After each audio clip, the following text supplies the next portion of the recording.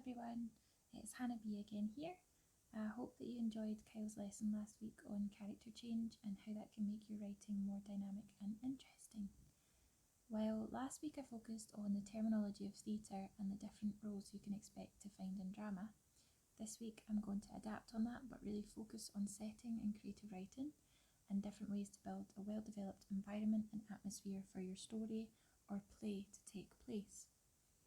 First things first, I'm going to go into why setting is important. So let's consider why setting is important within the context of your story. You have an idea of what kind of characters you picture in your story. Without a character, there's no action, but without a setting, how are your readers going to know what is going on with your characters if they don't know where they're located? The setting of a story is the location and the time frame of where it takes place. For example, in Harry Potter, the main setting is Hogwarts School for Witchcraft and Wizardry. This is where the majority of action takes place and where we see the characters live out the plot. Therefore, it's the author's job, that means you, to state where the characters are located in the story and sometimes specify when it is taking place.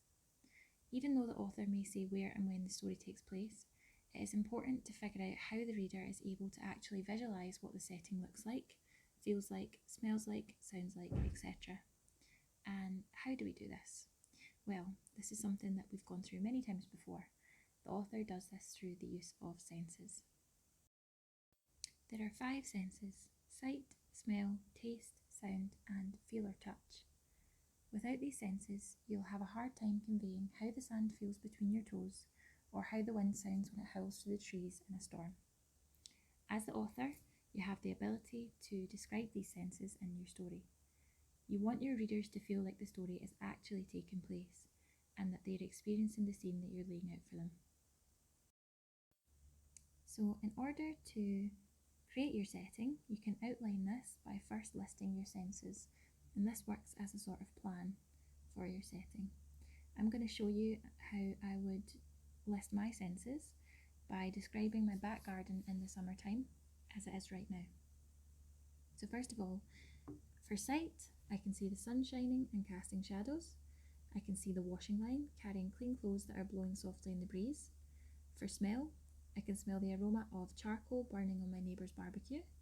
I can smell the sweet scent of sun cream on my skin. For feel or touch, I can feel the summer breeze as it flows through the trees. I can feel the sun's warmth radiating against my skin.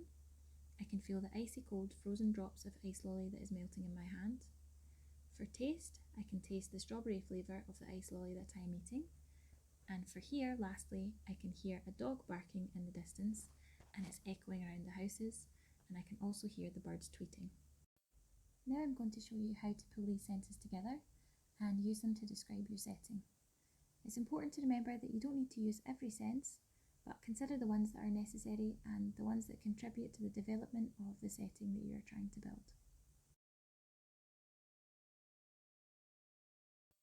So here I have expanded upon my list of senses and built them into a story to bring out my setting for the reader.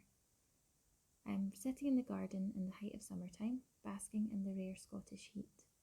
I look up to the bright blue sky to see the sun shining golden rays of light, casting shadows upon the grass. A rainbow assortment of clean clothes blows softly in the breeze as it hangs on the washing line in front of me. That same summer breeze flows gently through my hair, cooling me down from the radiating warmth of the sun on my shoulders. I'm reminded of the importance of wearing sun cream and lather some on my arms, catching the scent of pineapple that brings back memories of being at the beach on holiday. My neighbours are chatting away, reminiscing about life before lockdown as they turn coals on the barbecue that burns softly in preparation for the burgers it will soon cook. My tummy rumbles with hunger, so I open the strawberry flavoured ice lolly that in no time starts to melt in my hand, icy cold drops dripping everywhere. There's the sound of birds tweeting above me as they sit on the rooftop singing a sweet melody in unison. I could get used to this. So here I have introduced the reader to my setting, which is the garden. From here my action can start to take place. So for example, a way that I could expand this story is that I'm having a perfectly peaceful afternoon in the sunshine until a frustrated wasp stings me. I could then go on to describe this action and expand on my plot. So now we have the first activity. First thing I want you to do is to look around you where you're sitting at the moment and make a list of your 5 senses. So note down what you can see, hear, smell, taste and touch. Then I would like you to use these as a prompt to start a story. As you bring these into your writing, perhaps you will have some inspiration about the plot and start to see how it could take shape. So there's other things that you can use besides your senses in order to help you develop the setting. It's important to remember that the setting does not only form the environment, place and atmosphere that your story takes place, but it also gives you as an author the opportunity to tell the reader about your character or the conflict that may take place in your story. For example, in Lord of the Rings, the Eye of Sauron is part of the setting, as it is a physical object that is in the landscape and that they're travelling towards to destroy the ring. Sauron is a dynamic element in the story. He is both the villain, the enemy, and also part of the setting that can track Frodo's movements, as he can physically see where he is. This allows him to track him down and send the orcs after him. So when we're introduced to the Eye of Sauron in the beginning of the story, we know that he will be involved in the impending conflict that is to come. Another example is in Harry Potter, the Philosopher's Stone. J.K. Rowling creates a setting for the story to begin, where Harry lives with his aunt and uncle and cousin in an oppressive household where he is punished for being who he is, a wizard. Rowling establishes a setting where Harry is not allowed his freedom to do what he wishes and is eventually trapped in a cupboard under the stairs. By creating this setting, Rowling builds the perfect environment for Harry to come out of his shell and fight against not being free to practice magic. So she's developing the setting, getting it ready for the conflict that is to come, but also enhancing the character of Harry through this as well. Other ways that you can develop your setting is by researching the place that you're writing about if it actually exists. So this could be looking at photographs or videos, reading interviews from people who live in that specific place, or maybe even reading the local newspaper. These things can also function as a collection of material that are useful for prompts should you need them, and you can also build upon these to create your characters. Even if you're writing a fantasy story and calling the setting something other than what it is based on, physically anchoring some aspects of a story in an actual place that exists helps to give it a depth of reality that is crucial to the reader. Another way to develop setting is using your setting to create atmosphere. For example, the time of day can have a huge impact on a scene.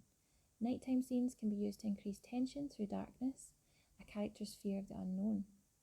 Peaceful moments in your story can go alongside sunsets, sunrises, or starry skies and peaceful nights. You can also use the weather to affect your setting.